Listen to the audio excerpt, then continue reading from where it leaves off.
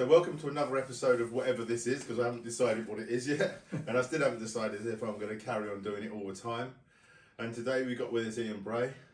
I don't really know why. It was just a random thing I did yesterday after I interviewed Terry and we were walking out of here. This is Ian's lodge, and I thought, well, why not interview Ian? I know quite a lot about me, and I can't even remember when we met though. I think we first met about 6 years ago. 6 years ago, probably was. 6 years ago.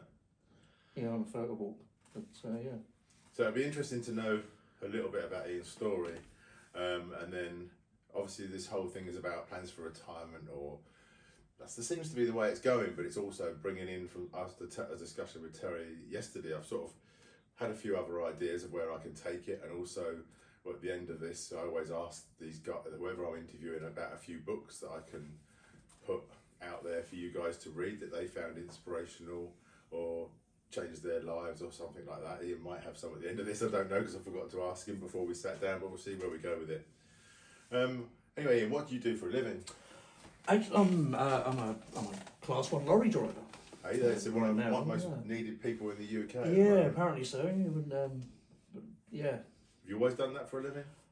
No, I've done a number of things before that. I was an actor and entertainer for many years. Still are. Still am. Yeah. So it never dies. It never dies. Yeah, that was the only thing I really ever wanted to do ever since I was at school. Yeah. And I was lucky enough to gain a place at Guildford School of Acting when I was 18. Yeah. But back then it was very difficult to get grants and the like, and I was one of the unlucky ones, so I had to give the place up.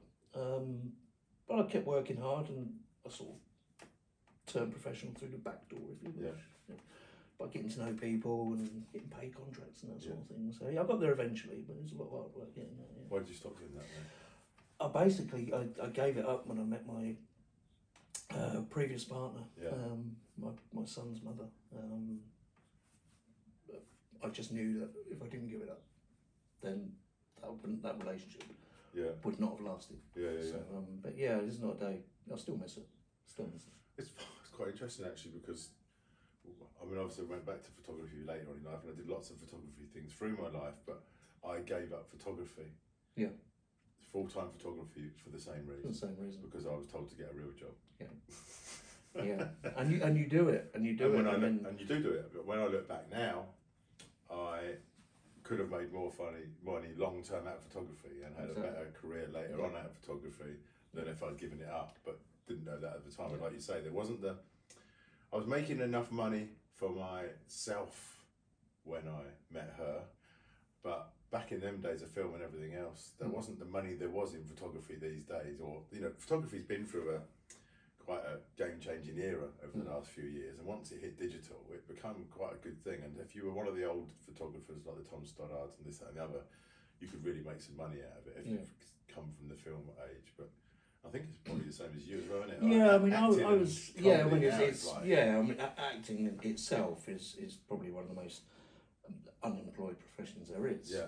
A professional actor, a male actor, can only expect, certainly back in the day I was doing it, you worked on an average of 2 to 3 weeks paid work per year. Yeah. I was quite lucky. I fell into entertaining after a while, and I was entertainment director of a venue in the town where I live. Yeah. So I was working full time, so to speak.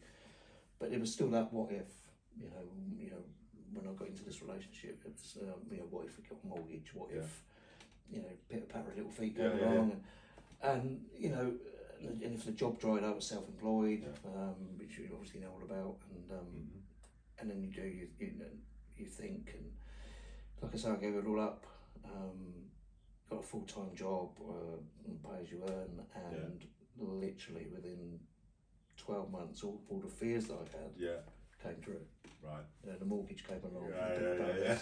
So it kind of worked out in a way. But it's not. I still miss it. It's not a day goes past. I still miss it. Maybe I get back to some of it one day. Yeah, perhaps. Getting too old now. Do you have any hobbies and pastimes outside work? Yeah, I love my photography, which you've had a big part of getting me into. I still love my singing. I still sing. Yeah. Try and sing every day if I can.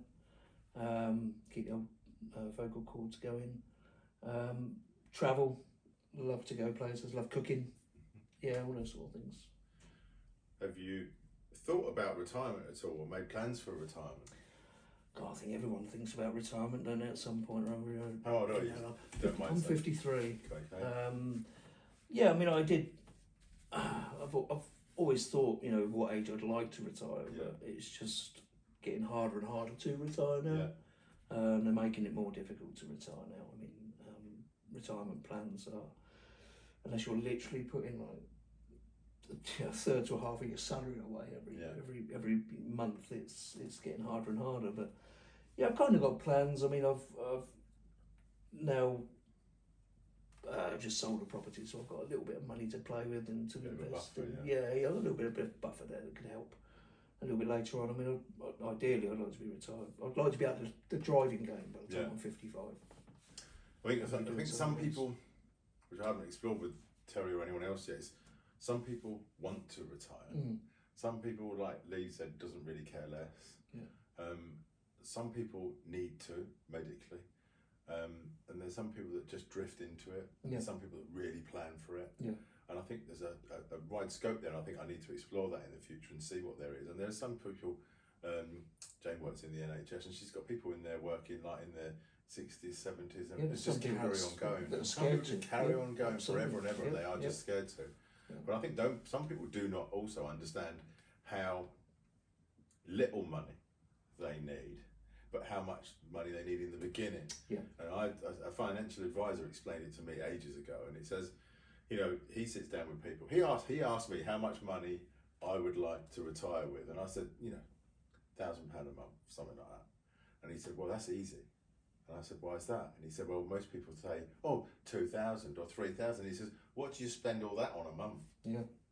And they can't answer it sometimes. And then they start to go into retirement and they want more. Yeah. He says, I honestly can't understand what they do with all this money. And I said, I'm scared to really retire. This is X how much money I've got. Can I do it? And he said, well, yes. But he said, what people don't realise is you need more money in the beginning than you do in the end. Because once you hit certain ages like 70, 80, blah, blah, blah, you need less money. Yeah. You don't spend so much money. You know, a lot of people these days go on Amazon and buy things they want, or they buy the new latest thing. But then as you get older, you don't do that. You buy less, Absolutely. You eat less food, you do less trips. And as you really start to age, you do a lot less. And he said that the other thing is, you know, at 67, I think it applies to me, I get my state pension, which is £800 a month. So if you've got savings and you've got different pots, they start reducing, and then you hit that pot again, and that money comes in. And he said, like, if you're talking about £1,000 a month, well, you only got to top that up 200 quid. Yeah. And I thought, it's very interesting, isn't it? But you don't ever really give it any thought. Exactly, yeah. I've not actually spoken to anybody. Yeah. So I've got 3 pension pots. Yeah, I've been like that, and then whatever else I decide to do with the little nest egg that I've got. Yeah. But it's still you got to get the right advice. You got to get the right advice, and you've got to decide how you want to do it and what you want to do. And if you get it wrong, exactly that. Very complicated. Yeah, and it's hard to rectify. What advice would you give anyone that was planning to retire? Make sure you can afford to begin with. Just saying, isn't it? Yeah, absolutely. Don't just jump into it. You know, you can't jump into it. And like I say, that's why some people are scared to, because they don't get that advice and they don't think they've got that much money. And I would say seek advice, because you might just have that. Yeah, you might have enough to start. Exactly. I think some people have. I was talking to a guy quite a while back now, and he said, well, I wish I'd done this ages ago. I said, well, could you have done it ages ago? And he goes, well, yeah, because once I sat down with there's one good thing that I must bring out in these is, once I sat down with a financial advisor, I realised I could have done this 10 years ago. Exactly. But I just never realised I could have done it. Yeah, so it's very interesting. That's what I would say to people. Yeah, get the right advice, because you might be able to. You may think you can, but you can't. You might think you can't, but you can. If you could go back to give your younger self some advice about life, what age would you go back to, and what advice would you give yourself? I would probably go back I mean, I'd say a lot of people would go back to their like mid-20s or 30s. I would go back actually to about 18, and I would say to myself, keep going, you can do this. Okay. You can do it. Don't give up, because I think I gave up too easy. That's really interesting. I think I could have tried again to get where I wanted to be. Yeah. I've got friends in show business that won places at Guildford after me. Yeah. And I think they tried just that little bit harder than I did. Yeah. I kind of gave up by thinking, oh, it's just I'm never going to do it. It's not for me. I'm never going to afford to get there. Yeah. And there are ways, and I just wish I'd explored those other avenues. I think it's interesting. I'm going to keep this question in for everyone now, because I think it's really interesting, because I think some people go back and they don't have any regrets and they don't think they could have told themselves anything, but some people go back and they do realise that if they'd had there's a few things in my life that I'll give you an interesting one. So all the time I smoked when I was younger, if anyone said to me, because when we were younger, when you smoke, everyone used to show all the adverts on the telly and everything else everywhere, of people having cancer and dying. Yeah. And you think, well, I don't really want to have cancer and die, but I also am addicted to smoking. So it didn't really stop you. And one of the things that I've sort of thought about the other day is you don't realise that all this time, which is what happened to me, is your arteries are blocking up. They're going to close up one day, and you're going to have a stroke or something without you knowing it. Sure. So one of the things I would definitely go back there and say, stop smoking now. Yeah. Apart from all the other things in my life, but you don't realise how it affect you straight on. But I just, like I say, I would have just told myself, believe in yourself more. Yeah, that's a really good one. Never give up. Believe in yourself more. You can do this. And there's nothing you can't do. If I had been, it's quite interesting, because it's one of the, I'll tell you an interesting story. So when me and my ex-wife split up, one of the things that came in my head was 20 years of this, and I gave up photography. Yep. And whereas you're sort of looking, when you're in a relationship and going through a marriage and everything else, you're looking at the future of what you can do, what you have a plan, don't you, roughly? And then suddenly all's gone, and you think, oh shit. And that's one of the first things that came into my head. I looked back to that and thought, I wish I carried on doing that all the time. Yeah, and it's the same. I had so many people, and I'm not just saying, I had so many people saying, you could have done that, or you could have been there, or you could have been where your mates are now. And you just think, It's funny, when I interviewed Lee, I think I'll have to look back at the video, but I think he said something about you interviewed Lee? I interviewed Lee, one of the first ones this weekend, and I think I asked him the same question, and he said something about when he would go back to himself and what he would have said to himself, and it was a bit of a confidence thing as well. It's quite interesting, isn't it? I don't think we're very confident when we're younger. No, you don't realise it when you're younger, and and if you haven't got that driving force behind you, some people are really lucky. Yeah.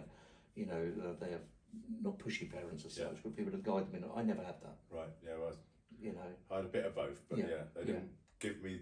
They probably gave me information. They didn't. Maybe you have to ask the right questions to get the right information back. But I didn't get the right information to take me forward to the things I probably needed to learn. Yeah. I think they'd have thrown a bit of money at me to help me do something, but they wouldn't have given me the advice that went with it.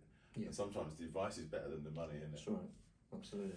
Can you recommend any books that have you found inspirational? Ooh. I'll put these below as well when we finish this. Oh, blimey, books. I tell you, as crazy as it sounds, I mean, the amount of scripts that I've read over the years and the amount of plays that I've done a musical, I've never been an avid reader. Okay. I take more inspiration. I won't put these below. I mean, the book that has always stuck out for me, and has always been a favourite of mine ever since childhood, is Steinbeck's Mice and Men. Okay. I just love the way that was written, the story that it tells. That's always stuck with me. Yeah. But as far as I've always found more inspiration from the people that I meet. Okay. That's quite interesting. Yeah, people that I've always had a lot of inspirational people in my life. People that tell you that you perhaps later in life that you can do this. You actually, if you just do it a different way, or attacking a different direction, you can achieve what you want to achieve. And those people were very inspirational. That's very interesting. And one of the reasons so a lot of people want me to write a book, as I said in Terry's interview yesterday. A lot of people wanted me to carry on doing YouTube, and I closed my old YouTube channel down and started up again. And I didn't want to sit myself in front of a camera and just do random stuff, and I wanted to do something. And I watched Stephen Bartlett's Diary of a CEO, and I found quite a lot of inspiration from exactly what you're saying, looking at other people, looking at two people talking to each other. But I found it also a bit strange listening to famous people telling each other amazing things. And I think to myself, okay, you've got to that level, you're famous, you're well read. And don't get me wrong, I'm not knocking any of them, because some of them are like top of their game and everything else. But I think, how about just us? Like, how about us normal people having a conversation? But one of the things I got from his YouTube channel is listening to two people talking. And since I've started doing this, each person I've done, I think you get something back from each other while you're doing it. And I think the feedback loop between humans is absolutely amazing. Yeah, exactly that. I mean, I've met some, pretty inspiring, when say yourself included. I mean, the stories you tell and the life, and you're very much like when I was entertaining the guy that owned the venue was a self-made millionaire, came from nothing, but was one of the nicest guys you ever wished to meet. You wouldn't think he had a penny to scratch his backside with, but he'd give you his last pound. But he was so inspirational. Because he came from nothing, and he built himself up by buying and selling companies and properties and this, that, and the other. He had that self-belief, and then he started instilling that self-belief, no matter who he met, be it myself, be it a waitress at his restaurant, whatever. He gave them that belief to be the best that they could be, and it's those kinds of things you can't buy that, and when you meet someone like that, you pay attention to it and you think of what they're saying. I'll tell you, that's the inspiration. It reminds me of a story of a guy I used to work with. So when I started out, one of the first things I ever did was I was a Saturday boy in Tesco's. And then was you? Yeah. And then it was quite funny because Tesco's, once quite a while back, one of my sons went to join the military, and they said they struggle to get any soldiers these days because Tesco's get them first. Tesco's is the biggest employer in the UK, and it hoovers up most of the kids that leave school. They end up working for Tesco's as Saturday kids. And I don't know if it's still true, but it probably is. So I started there, and I was a butcher as well there. And one of the lads who stayed there when I left to go off and do all the things I'd done in my life, he never came out with us. We were all out, lads, you meet women and you go out for a drink and everything, do all the sort of lads thing you do. And he didn't come out with us. And to the stage everyone says, oh, he's a bit weird, he's a bit strange. And I said, well, he's not weird and strange if that's what he doesn't want to do. And I said to him, why don't you come out? He goes, because I'm buying shares. And I went, I'm not making, we were kids. I said, buying shares in what? He goes, Tesco's, they're 42p. 42p ordinary shares they were at the time. He said, I'm buying these shares. And I said, what, with? He goes, all my money. And I thought, you're mad.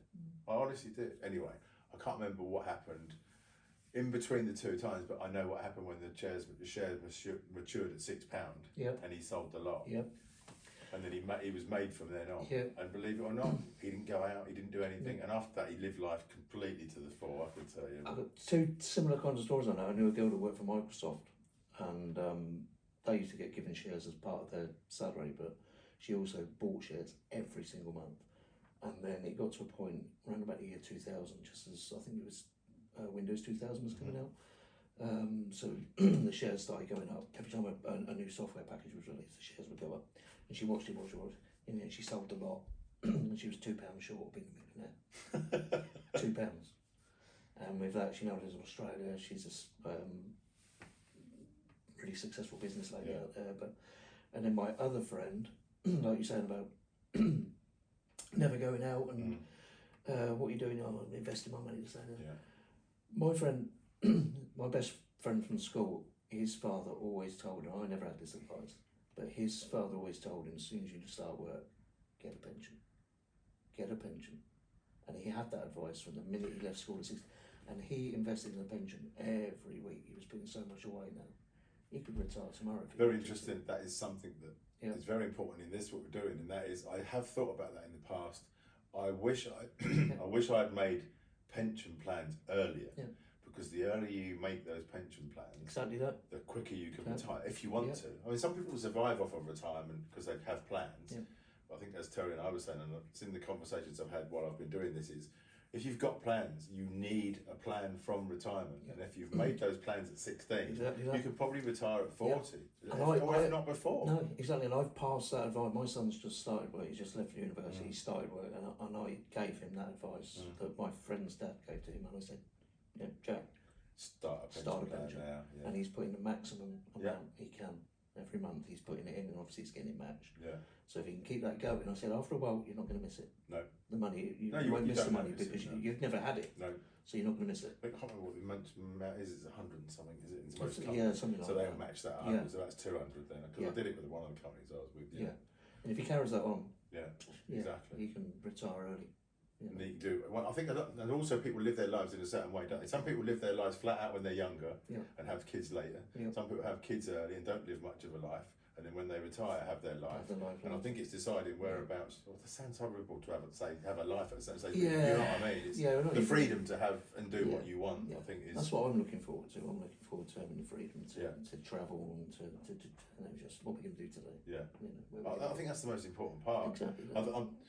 I was. Like I say, you got to do it in your early part of retirement because it's going to be, it's going to be too late. You're not going to be over, like you say. You're not going to be over. You don't know what's going to happen to you either. No, try today because you don't know what's going to happen tomorrow. I was talking to Jane the other day, and I was talking to Terry in the bar last night about, and possibly in a little bit of this yesterday, but at the moment she works 2 days. So, and obviously she only gets a certain amount of holiday entitlement. Now, even though she works 2 days, that means we can go away from Wednesday to Sunday. Yeah. But also it still restricts her a little bit. So what we've been doing this last year is planning our holidays around her work and everything else. And then we end up going away with 2 weeks of rain or 2 weeks of wind and 2 weeks of this. Yeah. And of course, as Terry said, now he's fully retired now. He doesn't plan much anymore. He just thinks, oh, that looks like a nice week. We'll go away then. I think it's more of a clever way to do it. Exactly that. Yeah. Right, so what we do is, this is stolen from Dara's CEO.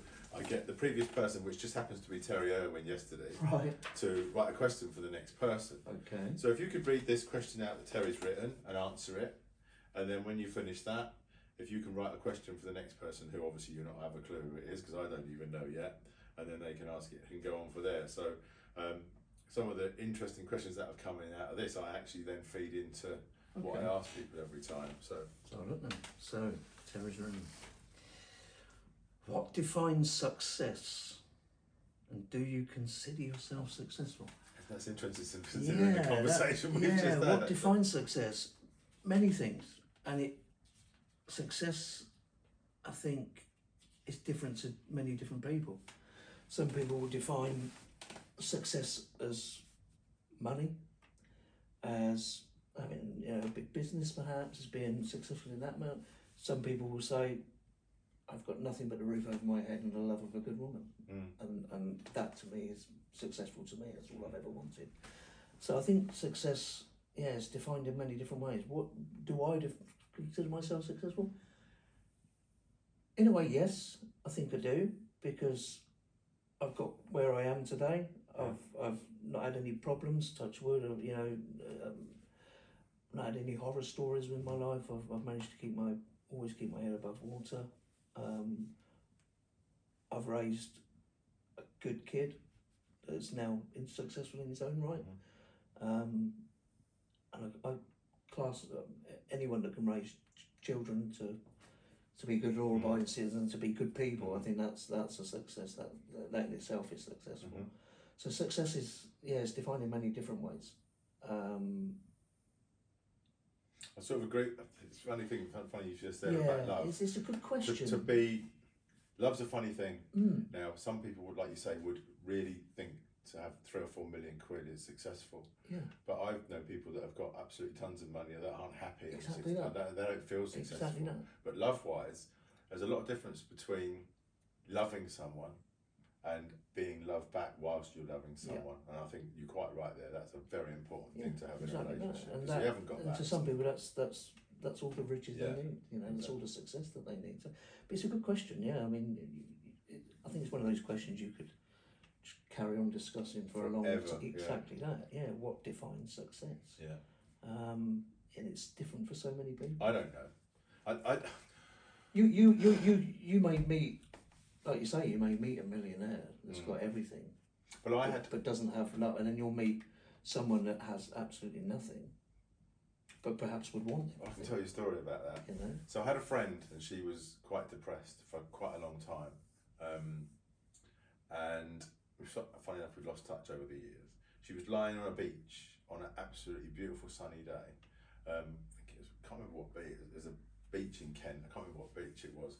And she rung me up because she's feeling great. She's lying on the beach, and she said, "Do you know what, Matt? This bloke's got it all." I said, "What bloke?" And she said, "On the cliff here." She said, and I know where she meant. She goes, "It's like this, £3 million mansion on this cliff, and this bloke's all day long flying backwards and forwards in his helicopter, this, that, and the other. What a life!" I went, "I think you've got the life, Jack. You're the one lying on the beach, watching him panic, running back and forwards, trying to keep the money coming in to pay for that house." Exactly that. Yeah. And it's the same thing. I've known people that have had everything on paper, but their life's been empty, and they've actually ended their life because of that. Yeah. You know, and that's sad. So, like you say, what defines success? Exactly. What defines it?